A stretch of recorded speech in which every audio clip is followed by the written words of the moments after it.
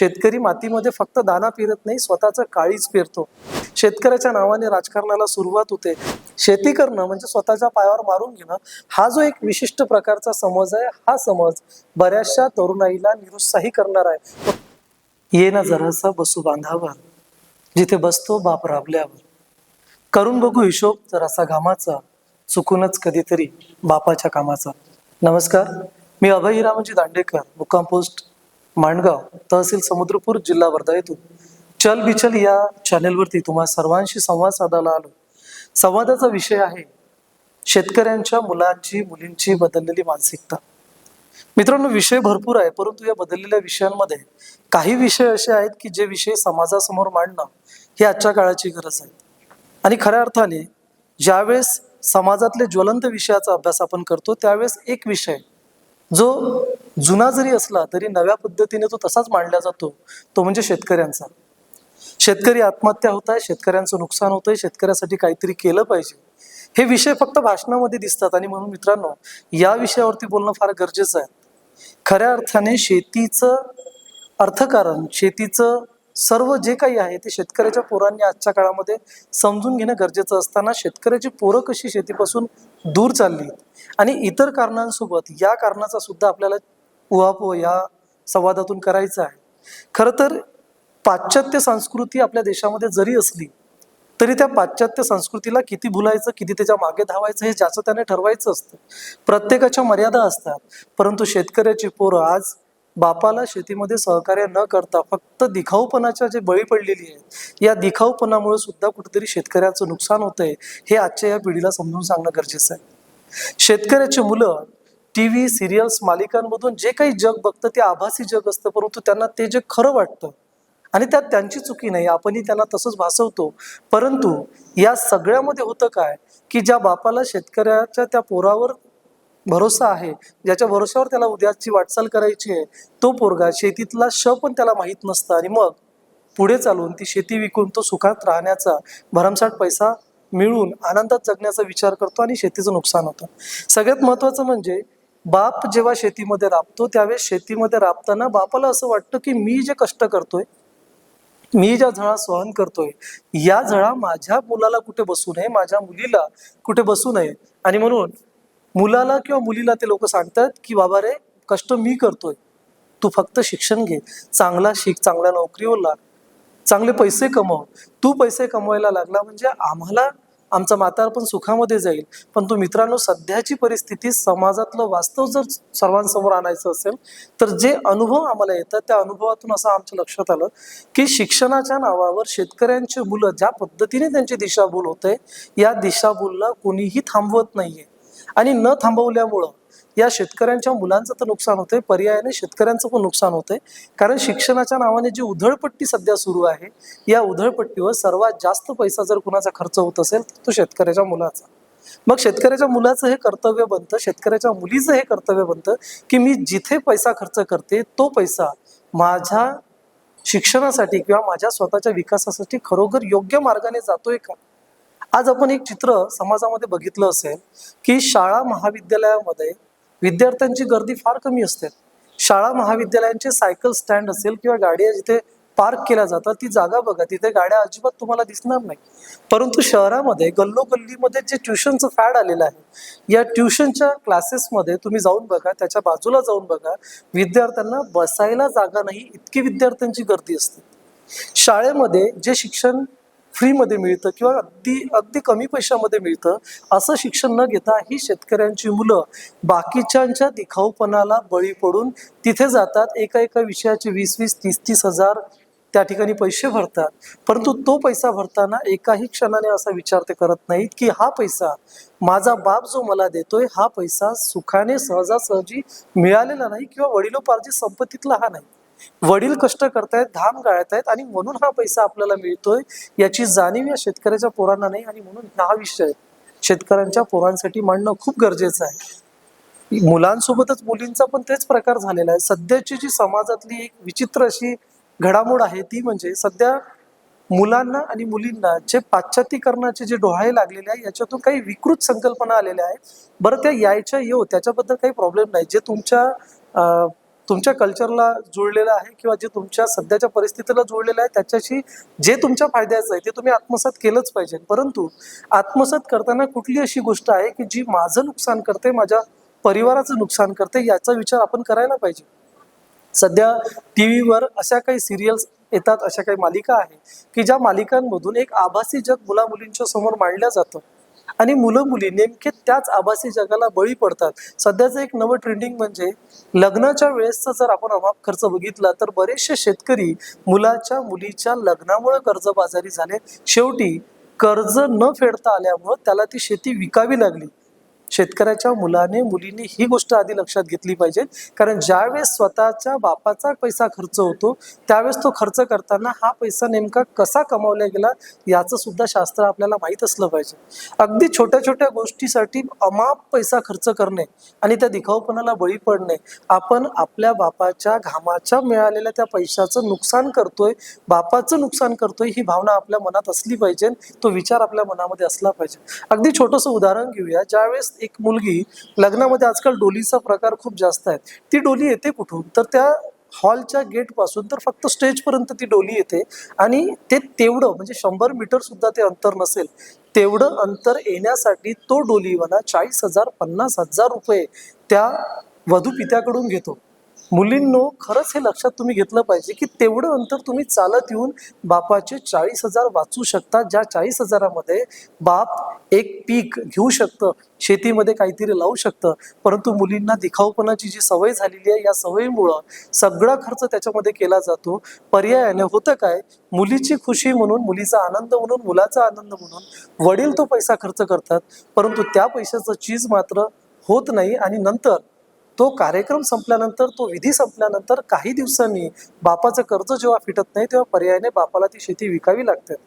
Pre wedding shooting आलेलं आहे. Pre wedding shooting मध्ये अमाप खर्च होतो. कोण खर्च तर बाप पैसे देतो या खर्चासाठी. आणि हा सगळा खर्च करत असताना आपण बापाच्या पैशाचं चीज होतंय का हे आपण फार विसरून जातो. यानंतर सुद्धा अशा बऱ्याचशा गोष्टी आहे की ज्या मालिकांमधून, टीव्ही मधून, आजूबाजूच्या वातावरणातून आपण सगळे घेतोय. पण एक लक्षात घ्या, आपलं वास्तविक जग आणि आभासी जग यामध्ये फरक आहे. आभासी जगामध्ये टीव्ही मालिकांमध्ये ज्या नट्या कामं करतात त्यांना त्याचे पैसे मिळतात, आपल्याला त्याचे पैसे मिळत नाही. म्हणून त्याचं अनुकरण करताना आपण काय केलं पाहिजे, शेतकऱ्याच्या, खास करून शेतकऱ्याच्या मुलामुलींनी ह्या गोष्टी लक्षात घेतल्या पाहिजे. नोकरीवाल्यांना सहज पगार मिळतो असं नाही म्हणता येणार, त्यांना पण कष्ट करावे लागतात, परंतु त्यांचा पगार हा महिन्याचा फिक्स असतो. शेतकऱ्याचं तसं नाही. एकदा मातीत पेरलं की त्यानंतर 6 महिन्यांनी हातात काय पडणार हे त्या शेतकऱ्याला सुद्धा माहीत नसतं. शेतकरी मातीमध्ये फक्त दाना पेरत नाही, स्वतःचं काळीज पेरतो. आणि काळीज पेरणारा माणूस ज्यावेळेस 6 महिन्याने ते पीक हातामध्ये येतं त्यावेळेस 6 महिन्याने त्या मुलामुलींनी विचार करायला पाहिजे की 6 महिने कष्ट केल्यानंतर जेव्हा माझ्या वडिलाच्या हातामध्ये हे पैसे आलेले आहेत, या पैशाचा विनियोग मी कसा करायचा, हा पैसा मी कसा खर्च करू हे समजायला पाहिजे. सध्याच्या परिस्थितीत आपण बघितलं, दर 5 वर्षांनी शेतकऱ्याच्या नावाने बोंब उठवल्या जाते. शेतकरी संकटात आहे, शेतकरी आत्महत्या होत आहे, शेतकऱ्याच्या नावाने राजकारणाला सुरुवात होते. सध्याच्या काळामध्ये भाषणामध्ये पोकळ आश्वासनं जे आपण बघतो, या आश्वासनामध्ये जास्तीत जास्त आश्वासनं ही शेतकऱ्या संबंधात दिली जाते, शेतकऱ्याचा विषय केला जातो. परंतु शेतकरी हा विषय फक्त भाषणापर्यंत मर्यादित राहिला आहे. आणि हा मर्यादित राहण्याचं कारण असं, कारण या राजकारण्यांमध्ये, या राजकारण्यांच्या या सगळ्या नेत्यांच्या मागे फिरणारे जे तरुणाई आहे, ही तरुणाई त्याच परिसरातली त्या शेतकऱ्यांची मुलं असतात. मित्रांनो, लक्षात घ्या, कुणाच्याही मागं फिरण्याच्या ऐवजी थोडंसं जर तुम्ही, बाप जसा या धुऱ्यापासून त्या धुऱ्यापर्यंत जातो ना, तसं तुम्ही जरी थोडंसं केलं ना तरी त्या बापाला मदत होईल. आता वर्ल्ड कप संपलाय. वर्ल्ड कपमध्ये आपण दररोज मॅचेस बघितल्या. मॅचेसमध्ये काय बघितल्या तर त्या बॉलरचा स्कोर, बॉलरने कशी बॉलिंग केली ते बघितलं. भारताचा बॉलर असेल तर टाळ्या वाजवल्या, बॅट्समन असेल तर त्याला शतक झाल्यानंतर आपण टाळ्या वाजवल्या. त्याला 22 यार्ड म्हणजे आपल्या भाषेमध्ये सांगायचं झालं तर 22 फुटाची ती एक धाव घेऊन तो 100 वेळा जर धावला तर त्याचं शतक झालं म्हणून आपण टाळ्या वाजवल्या. पण बापाचा विचार आपण कधी केलाच नाही. तर हा विचार देखील व्हायला पाहिजे. सध्या वारेमाप खर्च जे बाकीचे मुलं करतायत तो खर्च बघून शेतकऱ्याच्या मुलाला सुद्धा झटपट पैसे कमवण्याची एक सवय लागलेली आहे. आपल्याला कसा झटपट खर्च करण्यासाठी झटपट पैसा मिळेल याची एक शर्यत या मुलांमध्ये दिसून येतं. सगळ्यात महत्वाचं असं की बाप ज्या पद्धतीने राबतो, ज्या पद्धतीने कष्ट करतो, ते कष्ट करत असताना बापाचे होणारे हाल हे त्या मुलांची प्रेरणा ठरत नाहीये. आणि मित्रांनो, बापाचे होणारे हाल हे हाल नाहीये, ती आपल्या लेकरांची असलेली काळजी, लेकरांना जगवण्यासाठी असलेली काळजी, त्यापोटी केलेलं ते श्रम आहे. आपण बापाकडून काहीतरी प्रेरणा घेऊन पुढे जायला पाहिजे, परंतु मुलांना असं वाटतं बाप इतका श्रम करतोय तरी बापाच्या हाताला काहीच लागत नाही, मग मी झटपट पैसे कमवून कसा सुखी होईल याचे डोळे त्या मुलाला लागतात. आणि मग शेवटी होतं काय, बाप मुलाला शिकवतो आणि शिकवता शिकवता मुलगा इतका शिकतो की शेवटी बापाची शेती कशी विकायची हे तो शिकून जातो. आणि बापाने आपल्या त्या श्रमाने कमवलेली जी संपत्ती आहे, जी शेती आहे, ती सहजासहजी विकून तो नोकरीवर लागतो. आणि नोकरीवर लागल्यानंतर मग त्याचं सुखाचं जीवन सुरू होतं, परंतु खऱ्या अर्थाने तिथे नाश होतो त्या बापाच्या स्वप्नाचा. कारण ती शेती ही फक्त शेती नसते, आपण काळ्या त्या शेतीला आई म्हणतो, ती बापाची आई असते. त्या आईला आपण विकण्याचं काम करतो, परंतु ती विकल्यानंतर तो बाप ज्या त्या शेतीवर तो अवलंबून आहे, त्या शेतीवर अवलंबून असलेल्या बापाला मात्र आपण निराधार करून चुकतो. आणि म्हणून आजकाल जे वृद्धाश्रमाचं पेव फुटलेलं आहे त्यामध्ये जास्तीत जास्त ह्या अशाच कुटुंबातून आलेले लोक आहेत ज्यांनी मुलांसाठी खूप काही केलं, परंतु मुलं आज त्यांच्यासाठी काहीच करत नाही. आणि म्हणून ते लोक त्या ठिकाणी दिसतात.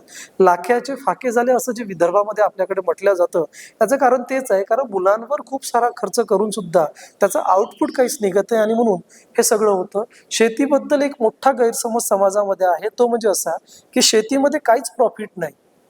शेती करणं म्हणजे स्वतःच्या पायावर मारून घेणं, हा जो एक विशिष्ट प्रकारचा समज आहे, हा समज बऱ्याचशा तरुणाईला निरुत्साही करणार आहे. परंतु मित्रांनो, लक्षात घ्या, शेतीमध्ये जर तुम्ही एक दाणा पेरला तर त्या दाण्याचे 100 दाणे 1000 दाणे होते. याचा अर्थ जगातली कोणतीच कंपनी, कोणतीच फॅक्टरी अशी नाही आहे की जिथे एका दाण्याचे 100 दाणे 1000 दाणे होते, परंतु शेती ही अशी फॅक्टरी आहे की जिथे एका दाण्याचे 100 दाणे 1000 दाणे होते.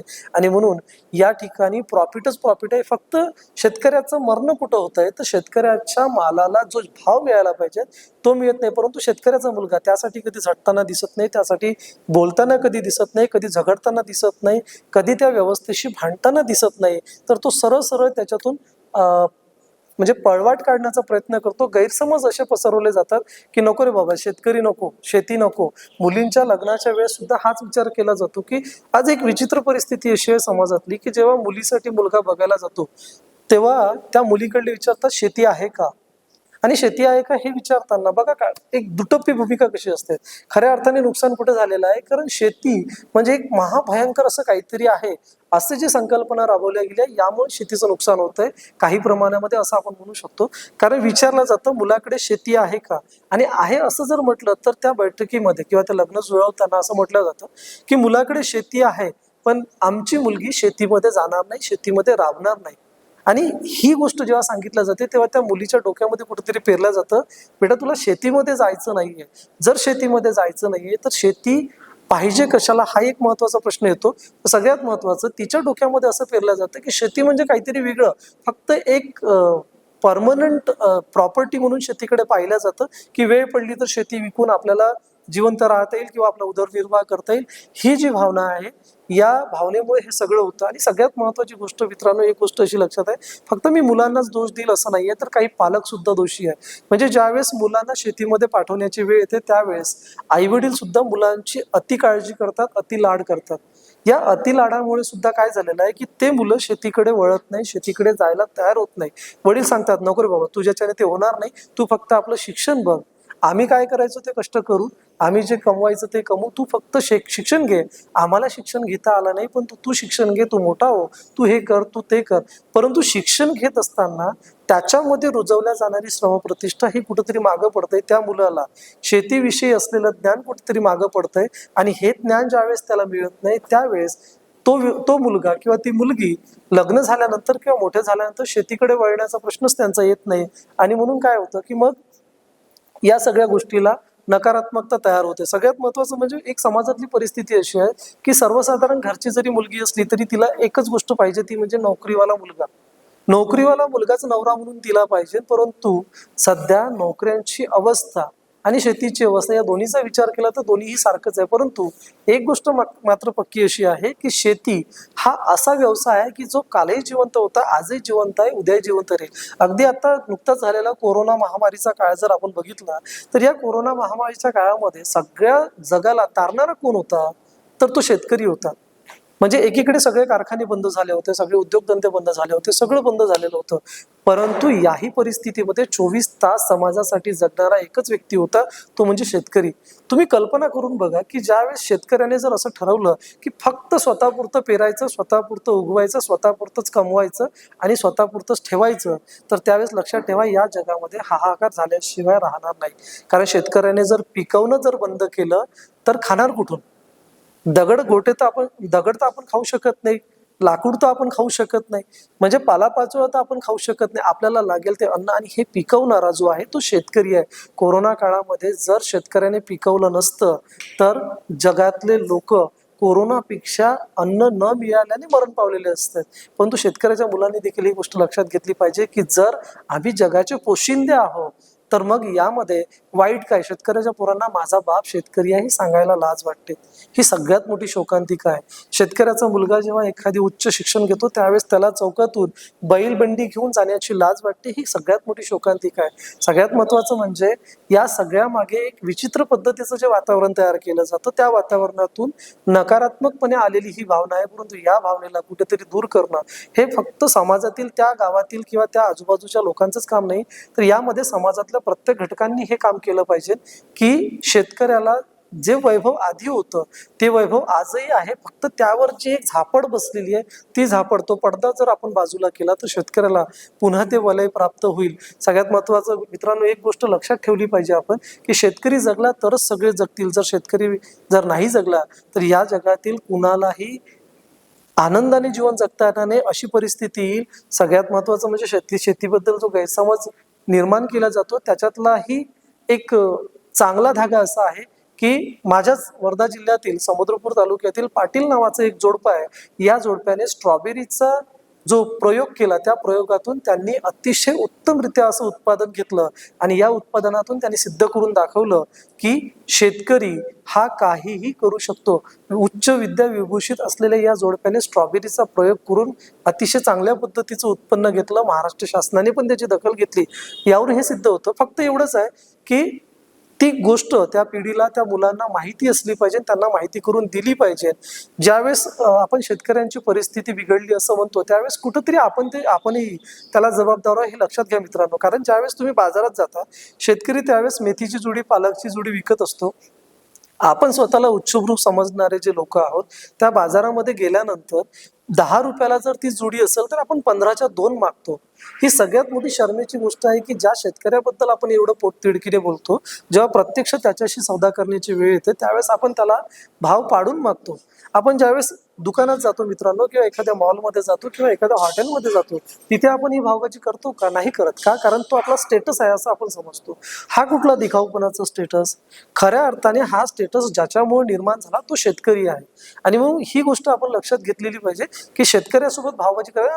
आपण ज्यावेळेस तिथे जातो, 12 रुपयाची थम्सअपची बॉटल असेल किंवा पेप्सीची बॉटल असेल त्याच्यावर ती 20 रुपयाची विकल्या जाते आणि ज्यावेळेस त्याला विचारतो तो कुलिंग चार्ज या नावाने आपल्याला 20 रुपये घेतलं जातं. पण 8 रुपये जास्तीचे का, याबद्दल आपण भांडत नाही. परंतु एखादी शेतकरी जर 10 रुपयाची जुडी देत असेल तर 15 रुपयाच्या 2 जुड्या मागायला आपल्याला लाज वाटत नाही, शरम वाटत नाही. खऱ्या अर्थाने हे जे लोक आहेत, या पद्धतीची मानसिकता असणारे जे लोक आहेत ना, हे सुद्धा तेवढेच कारणीभूत आहेत जेवढं धोरणं याला कारणीभूत आहे. म्हणजे धोरणांमुळे शेतकऱ्यांचं मरण आहे, शेतकरी पोरांचं मरण आहे असं आपण म्हणतो. परंतु त्याचबरोबर समाजातल्या लोकांची सुद्धा हीच मानसिकता, शेतकऱ्यांच्या पोरांनी हे लक्षात घेतलं पाहिजे की गल्ली बोळामध्ये याच्या त्याच्या मागे फिरण्यापेक्षा, याच्या आधुनिकतेच्या अति उहापोह करण्यापेक्षा किंवा जे आपण आभासी जग म्हणतो या आभासी जगाच्या मागे लागण्यापेक्षा खरं काय आहे, वास्तविक काय आहे याचा त्यांनी शोध घ्यावा आणि त्याच पद्धतीने त्याचं वागणं असलं पाहिजे.